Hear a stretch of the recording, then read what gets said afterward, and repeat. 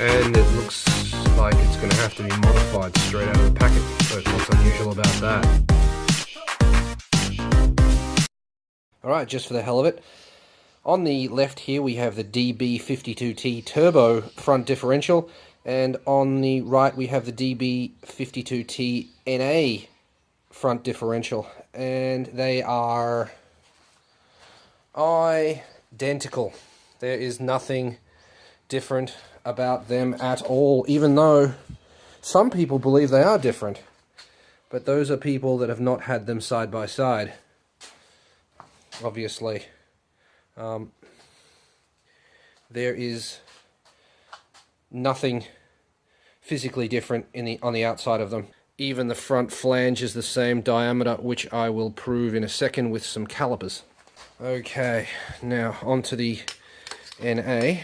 We have, what do we got? 90 mil. 90 mil, exactly the same. So there you go. What's the difference? Nothing externally. And from dismantling that one and what I read on the internet about that one, they're the same internally as well.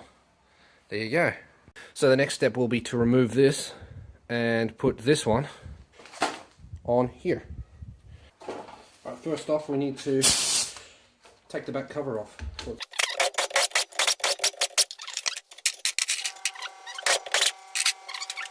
I did have it off previously in another video and put it together with just some regular old silicone, if I recall correctly.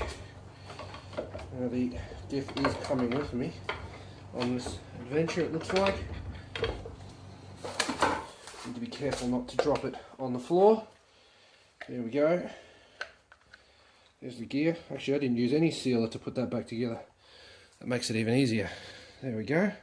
This is a 4.555 ratio differential, and the one that I just pulled out of the truck is 6 point something, 6.4 I believe. Now I need to put that into, I'm going to put the case in the parts washer, and I think I'll put the gears in a plastic bag. The seals are no good to me now. The caps are good, so I think I'll keep those. Now that that's out, that cannot actually fall out. I think it's time to flip this, but I might want to get some of that oil out of there first. Oh, there's a lot of oil in there. Okay. Right. That bracket is great. So let's just pour this oil out into a container. Here we go. The quick. There we go. I'm going to reuse those. So they can stay with this in this plastic bag to try to avoid getting too much shit on them.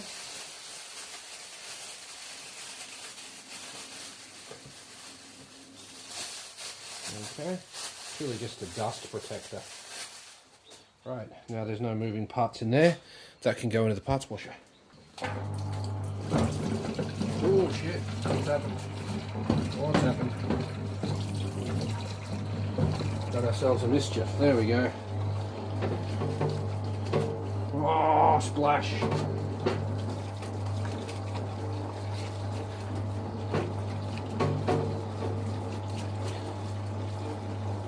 And it's probably going to be 30 to 40 minutes of this. So, pause. This here is my cam pulley holder.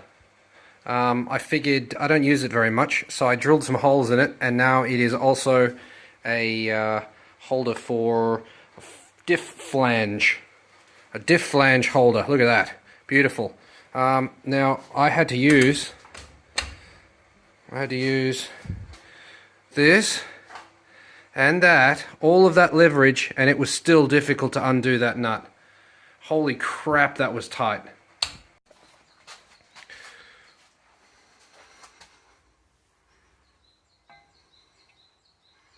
The 10mm. Ah! So I've left the diff housing in the soup overnight. I gave that a quick wash before I went to bed at 3 AM. Yeah, ready to give it a scrub and then start reassembling. I think I need to figure out how to get that bearing off. I think it's fairly straightforward, but we'll see. Alright, anyway. I'm not really sure what I'm going to end up with here. So what do we got? Okay, so soaking it didn't really do much, it would seem. It's alright.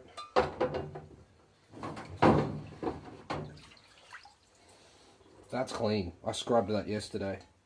It's really nice. Even up under here is all... Oh, that's a bit dirty, isn't it?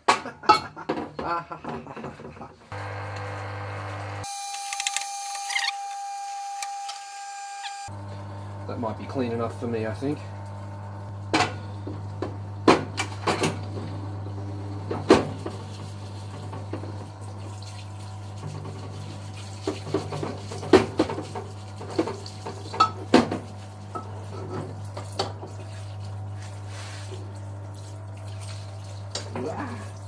Flashing shit everywhere.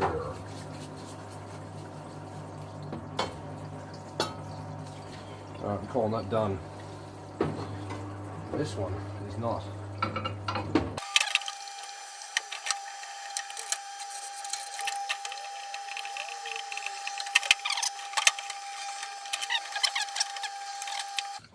Alright, I'm pretty happy with the way that has turned out inside.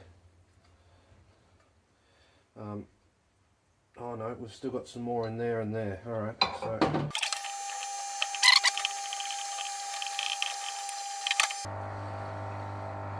That's better. Pretty good. This one's most impressive. Look at that. It's new. I have to admit I was a bit shocked at the way you're supposed to remove this race from here, and the service manual suggests screwdriver and a hammer, so that's what I did. Got that out.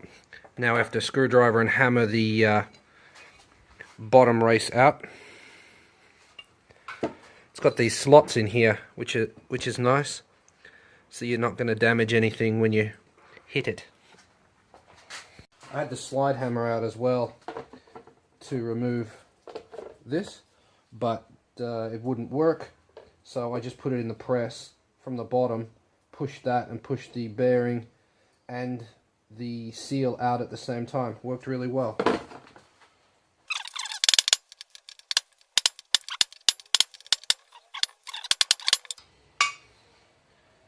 That's going to be a problem because it's going to hit the table.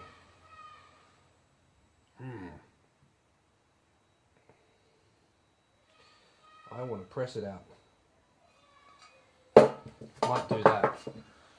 What can I use? How about you? You work perfectly if you don't bend. Ah, you don't fit inside it. Fuck. Okay, that's useless. Okay, that's no good. What else can I use? Is that a washer? How's that?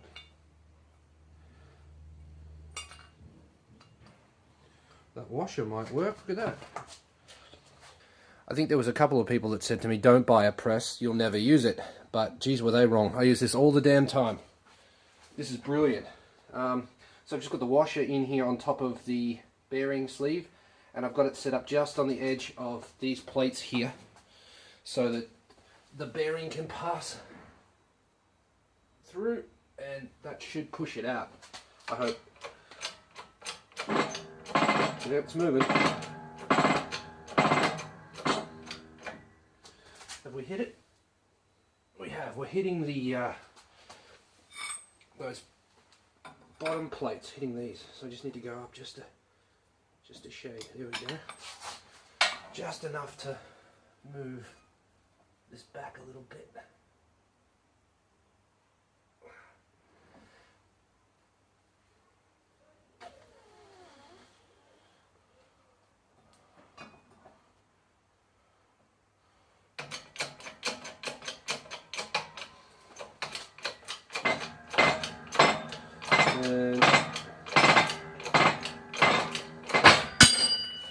So the race is out.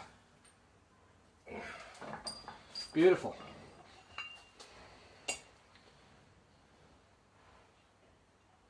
Excellent. Right.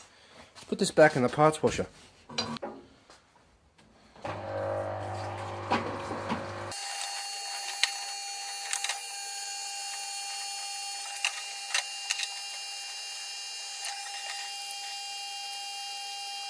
I have to get this off of here, and it's like a spacer in there as well. Needs to come out. So I think I'll just use, well, the bearing press would be easy, wouldn't it? But I have to get in underneath that. So bearing puller equipment inside the press, maybe. Yeah. A bit worried about this thread, actually. Alright, so what I've got is standard bearing puller thing. Lower that into there. Tighten it up.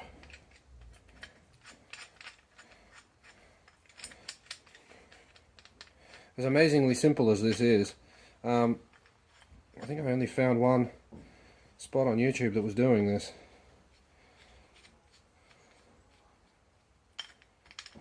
Rightio. Now just need to put it in the press, push down on there, and it'll drop out the bottom.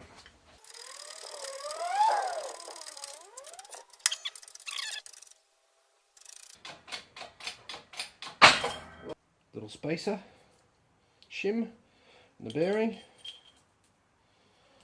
Alright, I can press the new ones on. That is it for this episode. Thank you very much for watching. Make sure you subscribe so you don't miss the next one. If you enjoyed the show, leave a comment, let me know about it. If you'd like to support the show, there's ways you can do that too. Head on over to the Garage K Facebook page, click the shop tab, and there you'll find multiple items for sale. You can pick up one of my limited edition handmade key rings, or sign my door with spray paint. Thanks for the support. See you in the next one. Later.